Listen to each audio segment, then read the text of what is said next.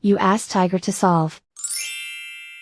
This deals with linear equations with one unknown. The final result is x equals 4. Let's solve it step by step. Group all x terms on the left side of the equation. Subtract 3x from both sides. Group like terms. Simplify the arithmetic. Group like terms. Simplify the arithmetic. Group all constants on the right side of the equation. Add 5 to both sides. Simplify the arithmetic.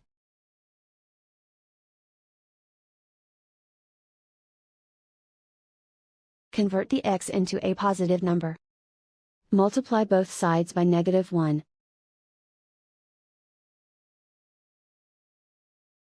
Remove the ones. Simplify the arithmetic. And so the final result is x equals 4.